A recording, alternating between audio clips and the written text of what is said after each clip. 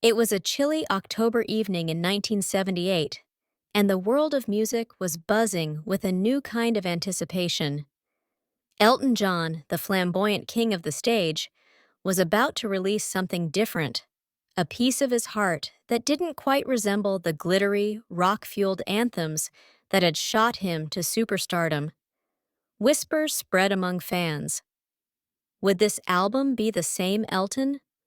Or was he showing the world a new side of himself? Elton, are you sure about this? Bernie Taupin asked, leaning against the studio door. He and Elton had been partners in songwriting magic for years, their lyrics and melodies inseparable. But this time, something had shifted.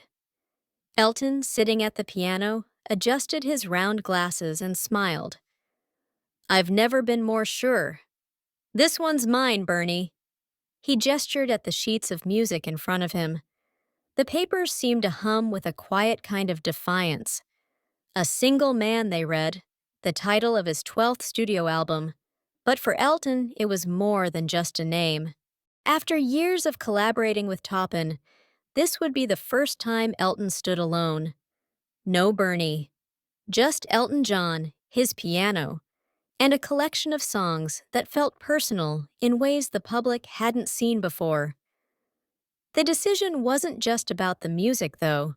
It was 1978, a time when disco was king, punk was rising, and the world of rock had shifted. Elton felt the change in the air. He wasn't the same man he had been in the early 70s. He had stepped back from the wild lifestyle, toned down the extravagant outfits, and was beginning to explore a more introspective side of himself. In A Single Man, the songs echoed his journey, a quieter, more reflective tone. Tracks like Song for Guy, dedicated to a young messenger who had died unexpectedly, revealed an Elton that was grappling with mortality, loss, and change. This was a different flavor from the colorful hits like Rocket Man or Crocodile Rock.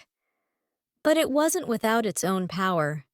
As the album hit the shelves on October 16, 1978, critics and fans alike were caught off guard.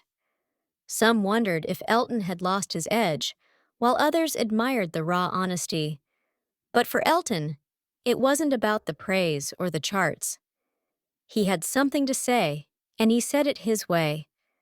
The album might not have been drenched in the same glitter that marked his earlier work, but it shone just as bright, perhaps even brighter, for those willing to listen closely.